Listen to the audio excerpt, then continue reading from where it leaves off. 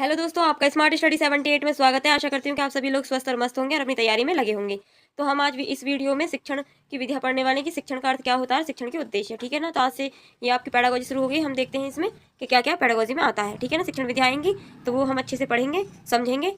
और जो भी फ्रेंड्स इस चैनल पे प्लीज़ चैनल को लाइक एंड सब्सक्राइब कर लें। और जो आपको इसकी PDF है वो आपको टेलीग्राम पर मिल जाएगी, ठीक है। टेलीग्राम पर मिल जाएगी और उसमें टेलीग्राम की लिंक आपको डिस्क्रिप्शन में दे दी जाएगी, ठीक है ना। तो आइए चलते हैं, क्लास स्टार्ट करते हैं। तो इसमें यह है शिक्षण, यानी कि शिक्षण है आपका, एक मिस प्रिंट हो गया है। तो शिक्षण का अर्थ है तथा उद्देश्य।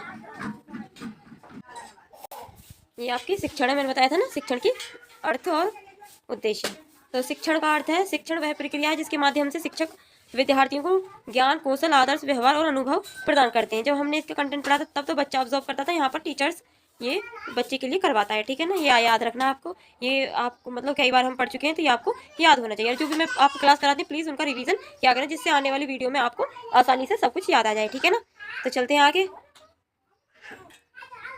फिर इसमें आता है आपका कि यह केवल पढ़ाना ही नहीं बल्कि विद्यार्थियों का सर्वांगीण विकास की प्रक्रिया है। यानी कि हमें केवल पढ़ाने पर ही ध्यान नहीं देना चाहिए, बच्चे का सर्वांगीण विकास की ओर भी देखना चाहिए। यानी कि हमें बच्चे का चहुमुखी विकास करना चाहिए, ठीक है ना, चारों तरफ से, जो बच्चा अच्छे से कर पाए, ठीक है ना।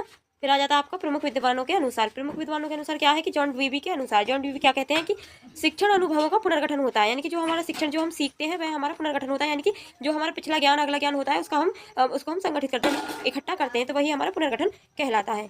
चलते हैं आगे, देखते हैं क्या है। और आगे दे रखा है आपका कि जॉन डीवी का मैंने समझा दिया आपका मॉरिशन।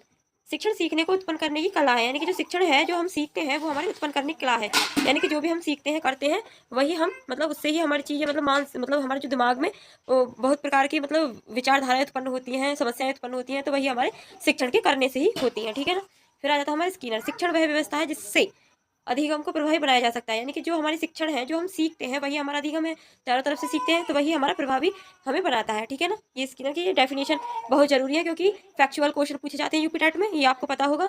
इसमें ज़्यादा पैडागोजी भी कम आती है, इसमें ज़्यादा कंटेंट से ही क्वेश्चन बनते हैं, तो आपको अच्छे से याद रखना है, ठीक है ना। चलते हैं आगे।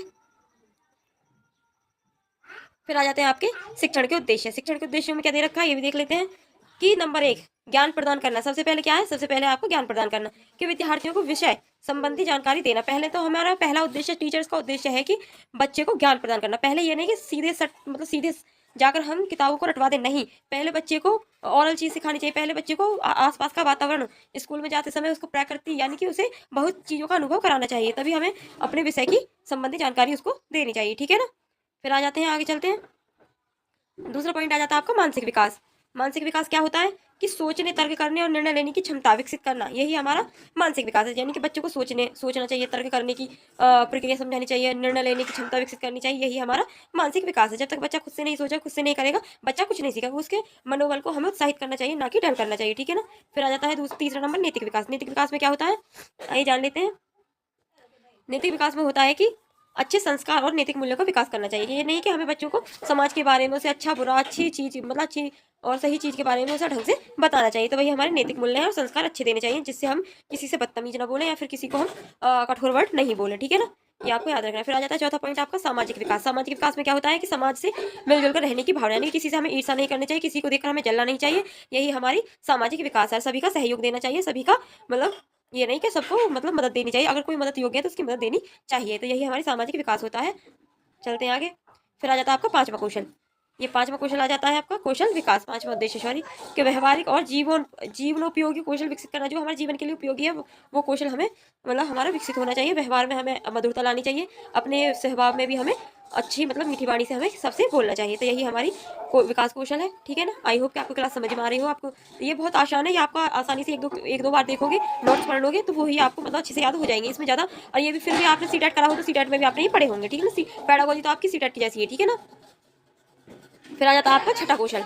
छठा उद्देश्य क्या होता है ये देख लेते हैं कि सृजनात्मकता का विकास, नई कल्पना और रचनात्मक सोच बढ़ावा। यानी कि जो हमारी नई कल्पना, जो हमारा पुराना ज्ञान है उन्हें हम नए तरीके से सोच सकते हैं। रचनात्मक वही आपका क्रियात्मक करके सीखना बेस्ट विधि है। ये आपको सबको पता है, पिछली क्लासों में हम पढ़ चुके हैं। और वैसे भी हमने जो भी कंटेंट पढ़ाया है वो बिल्कुल सरल और सादा है, इससे मतलब नॉर्मल क्वेश्चन बनते हैं, फिर मतलब अच्छे से आप कर पाओगे। आप मतलब अच्छे से CDP को कम से कम आप 27-28 नंबर आसानी से कर पाओगे, ठीक है ना। चलते हैं आगे।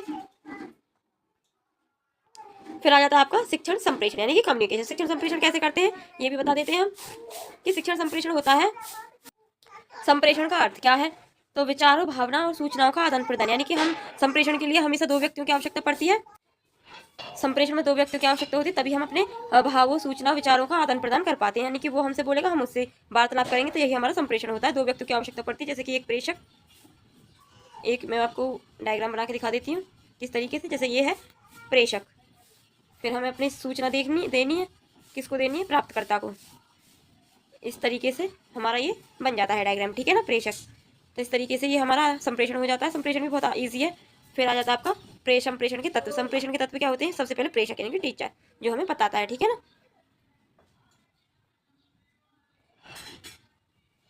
प्रेषक की जरूरत होती है, फिर संदेश, मैसेज, फिर माध्यम, मीडियम, और फिर आपको प्राप्त करता है स्टूडेंट या प्रतिपुष्टि जो हमें फीडबैक देते हैं, ठीक है। फीडबैक हम कौन देगा, टीचर देंगे, ठीक है ना। यही हमारा होता है। 5 होते हैं इसके तत्व। क्या क्या होते हैं, प्रेषक, संदेश, संप्रेषण, मीडियम, प्राप्तकर्ता और पुष्टिकर्ता, ठीक है ना। ये आपको याद रखना है, बहुत ईजी है, आपको आसानी से याद हो जाएंगे।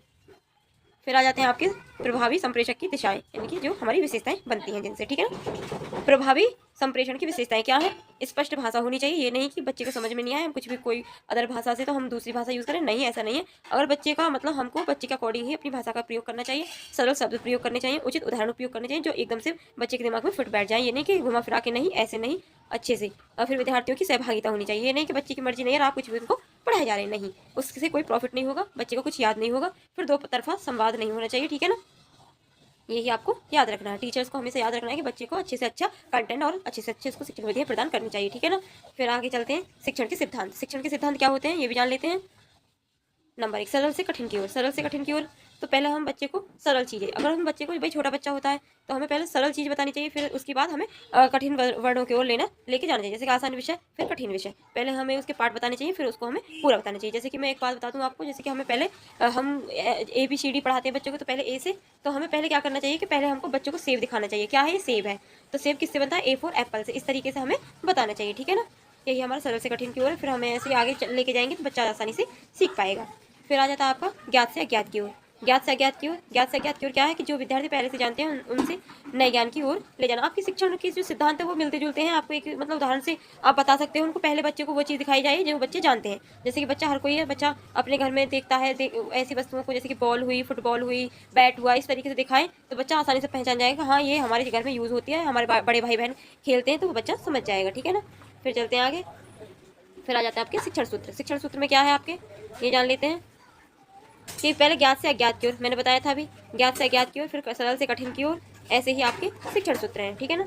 शिक्षण सूत्र आपके बहुत इंपॉर्टेंट है, इनको आपको अच्छे से तैयार कर लेना है। स्थूल से सूक्ष्म की ओर। स्थूल से सूक्ष्म की ओर क्या है, जैसे कि बच्चे ने देखी है मेज किससे बनी है, मेज बनी है पेड़ से। पेड़ देखा है बच्चे ने, लेकिन मेज को देख के पहले हमें मूर्त चीज़, यानी कि जो हमारी वस्तुएं होती हैं वो मूर्त होती हैं, जो उसके पीछे से जो उसका जो मतलब किससे बनी है, कैसे बनी है, ये हम बाद में बताएंगे उसको। ये पहले सबसे पहले एक मेज है, ठीक है ना, सबसे पहले ये एक मेज है, तो हम इसका पीछे का फिर बात बताएंगे कि ये पेड़ से बनी, लकड़ी से बनी, इस तरीके से। मूर्त जैसे हम पहले पेड़ दिखा दें आपको, स्थूल मूर्त एक तरह ही मतलब चीज़ है, पेड़ दिखा दिया, फिर पेड़ के पार्ट बता दिए, इस तरीके से मूर्त है, अमूर्त की ओर ले जाना, पूर्ण से अंश की ओर। जैसे कि हम मतलब मिलते जुलते आपके इसके क्वेश्चन है, मतलब वो है आपके उदाहरण, ठीक है ना।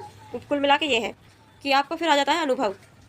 अनुभव से तर्क होना चाहिए, फिर विश्लेषण से संश्लेषण। की विश्लेषण यानी कि पहले हमें चीज़ों को तोड़ तोड़ कर बच्चों को बताना चाहिए, तोड़ कर बच्चे को बताएंगे, फिर हम उसको संश्लेषण की इकट्ठा करेंगे, ठीक है ना। फिर बच्चे को पूर्ण रूप से हम सिखा देंगे। तो ये सूत्र शिक्षण को प्रभावी और रोचक बनाते हैं। बहुत आसान है, आपको अच्छे से याद हो जाएंगे। 1-2 बार क्लास देखोगे तो आपको अच्छे से ये याद हो जाएंगे। फिर देखते हैं आपकी शिक्षण प्रविधियाँ। शिक्षण प्रविधियाँ क्या है कि व्याख्यान विधि। व्याख्यान विधि क्या होते हैं, जो टीचर्स व्याख्यान करते हैं, जैसे शिक्षक बोलता है विद्यार्थी सुनते। एक तरीके से ये मतलब हमारे क्या बोलते हैं, परंपरागत विधि है। मैंने आपको पिछली क्लास में बताया था कि परंपरागत है कि जिसमें शिक्षक बोलता रहता है, बच्चा मौन रहता है, तो इससे ये मतलब प्रभावी कम है ये, क्योंकि बच्चे को वासी नींद आने लगती है, ठीक है ना। फिर इसके गुण जान लेते हैं। गुण दोष दोनों होंगे, आपको पता है हर एक सिक्के के 2 पहलू होते हैं, तो वही इसमें है कि कम समय में अधिक जानकारी मिल जाती है। जब शिक्षक बोलता है बालक चुप रहता है, बड़ी कक्षा के लिए उपयोगी है। दोष क्या है इसके, दोष भी होंगे, तो आइए जान लेते हैं दोष क्या है। पहला और इम्पोर्टेंट दोष है इसका, विद्यार्थी निष्क्रिय रहता है, ठीक है ना। विद्यार्थी निष्क्रिय रहता है, तो यही इसका दोष है। आज बस ये प्रश्न उत्तर विधि और पढ़ लेते हैं। आज क्लास के लिए बस इतना ही। प्रश्न उत्तर विधि। प्रश्न उत्तर विधि में क्या होता है कि प्रश्न पूछ कर विद्यार्थियों को सक्रिय बनाया जाता है। इसमें प्रश्न यानी कि टीचर्स जैसे पाठ पढ़ाने के बाद टीचर्स पुटअप करता है, क्वेश्चन पुटअप करता है, तो वही शिक्षक विद्यार्थी को सक्रिय बनाने की कोशिश करता है। यही इसका एम है, ठीक है ना। थोड़ा सा इसका लाभ और हानि देख लेते हैं। प्रश्न पूछकर विद्यार्थी को सक्रिय बनाते हैं। लाभ क्या है इसका? सोचने की क्षमता बढ़ती है और सहभागिता बढ़ती है। यानी कि जब बच्चे से टीचर्स क्वेश्चन करते हैं तो बच्चे भी आपस में वार्तालाप करते हैं कि हाँ इसका क्वेश्चन ये होना चाहिए, ठीक है ना। तो इससे सक्रियता भागिता बढ़ती है, ठीक है ना। तो आज के लिए क्लास बस इतनी सी, फिर आपकी क्लास लंबी हो जाएगी ज़्यादा। तो मिलते हैं अगली वीडियो में। और आपकी PDF मैंने आपको बताई दी है कि ये टेलीग्राम पर मिल जाएगी आपको आसानी से, फ्री PDF है तो आपको आसानी से मिल जाएगी, ठीक है ना। तब तक के लिए धन्यवाद।